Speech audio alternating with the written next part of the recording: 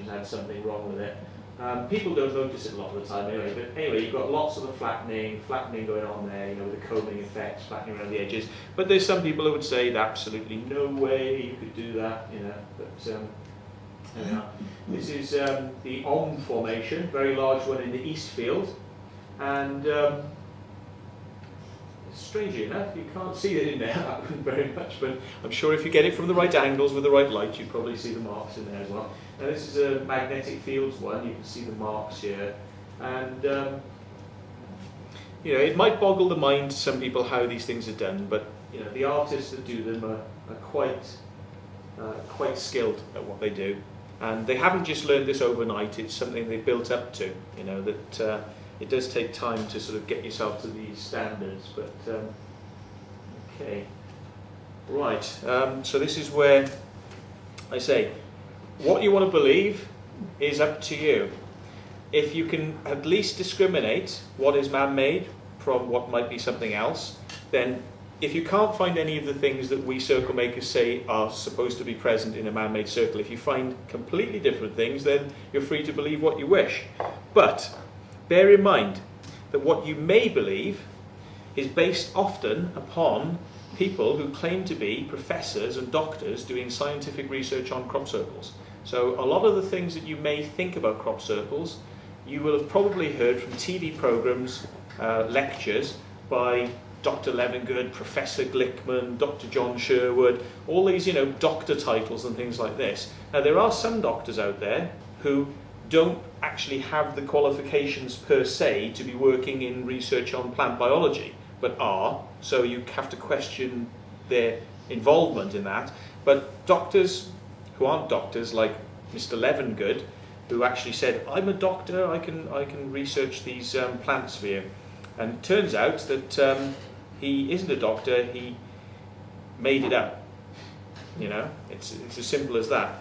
When he was challenged on where he got his doctorate from, you know, he said, well, I was given it by the National Academy of Sciences. And the National Academy of Sciences were approached, and they said, we don't give out honorary doctorates, which is what he claimed. So there's one, you know. Now he's one of the main proponents of this microwave crop theory, that the blown nodes, expulsion cavities have been forced out by high heat steam, and this has come from microwave source as the most likely, not necessarily, but the most likely. Well, the trouble is that most plant biologists worth their salt who know anything about plant biology will tell you that if you get a plant flattened down to the ground, so you've got a plant standing up, you flatten it down, it has knuckles along its length, and what it does is, like a plant, is it tries to grow back up towards the light, wherever the sun is, and it can actually follow the light and change direction. It can move around to sort of follow the sun. Now then, when the plant is forced to do that much movement to correct itself, it stretches the skin on the knuckle. This is known as the node. And when it stretches the skin, it's weaker at that point. What happens then is, as the plant grows, it tends to split and seep out a fluid, which is a yeast-like substance, I've been told, and this will blacken in oxygen. So when it blackens, it looks like a carbonized substance, and it's been completely misinterpreted, this, by Dr. Levengood, Mr. Levengood, whatever you want to call him. You know, it's been completely misinterpreted, and many plant biologists won't deal with crop circles because they know that people like Levengood making statements which are clearly way off. You know, this is why real scientists often don't get involved with crop circles. That's my take on it. Professor Glickman said he was a professor of architecture, University of Southern California. They were phoned. Carol Guston, head of the architecture department, said, yes, he gave a couple of lectures here, but he was never a professor. Another charlatan. Since this has been pointed out, he now no longer calls himself a professor. He just calls himself Master Geometer. Now, I was under the impression to become a master of something, it's usually a title that's given to you by somebody who is better than you. So where did you get to become a Master Geometer? You gave it the title to yourself. But John Michel, I think, gave him that title. John Michel? Yeah. Right. Okay. Well, John Michel is a pretty good guy. But Well, yeah. I mean, you see, I'm a pope in the Church of the Subgenius. Okay. I mean, I paid $30 to this church in the United States, and you can get to give yourself any title. So I'm the Pope of all crop circles. But I'm sure nobody's going to take me seriously when I start putting that about the place. But I think it's wrong for people to use titles when they're not actually qualified to use them, and they're trying to do it in order to win back the argument about crop circles. But anyway, we shall move on quickly. And of course, it is much more popular to hear about crop circles being made by aliens than it is by a bunch of guys. I can understand that, that's fine. If people are happy with that, that's fine. But what we do is we try to sort of gently hint people in the right direction. If they're prepared to talk in a nice manner and not be aggressive with us, we will talk about it. If people are prepared to put up the money to pay a farmer to do a formation, we'll even take them out at night. It's not so easy to trust people you don't know to go out and make formations illegally, which is what most circles are made, illegally, without permission. So it's not so easy. But you know, you can get a lot more people in the summer coming to hear about the alien theories than you ever will to hear about human circle making. So, you know, we understand that although we are the subject that everyone loves, we're also hated, but we know the truth, so it doesn't matter, you know, because people like the crop circles, and we're not doing it for negative reasons, so we feel that it's justified to carry it on. And if you believe us and you've had the experiences yourself of strange things happening to you, you think you're part of something quite big. So we're experiencing something, and so are other people.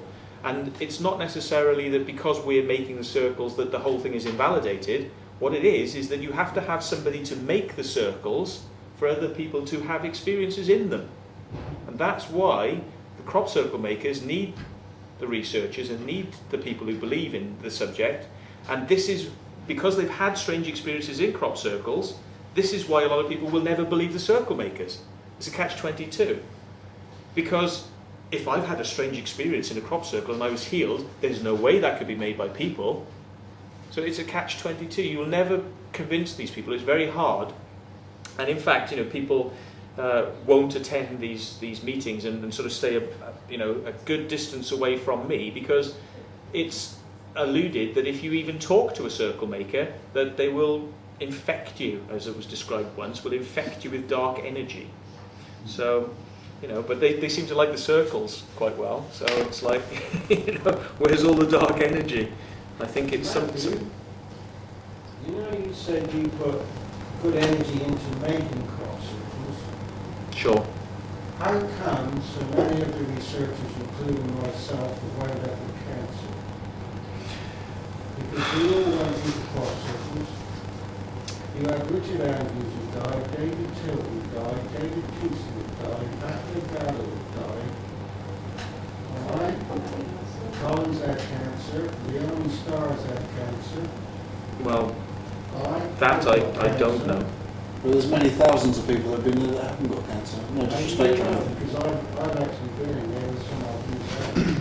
Okay? Is that It's a double-sided thing. You claim to put in good content, but the people I talk about, they were in crop circles for years as tour guides as well as giving the spiel about the good and bad side of things. Sure. But we've all wound up with cancer. There's a few more that I haven't mentioned yet.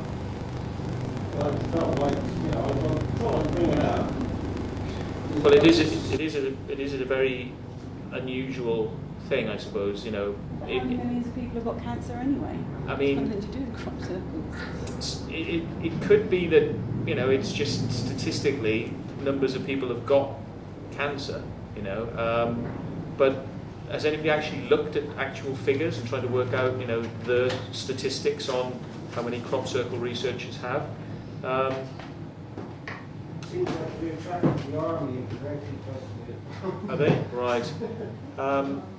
I would say my personal feelings on it. We'll just pause a second because Lee's got to change the tape. But my personal feelings on it are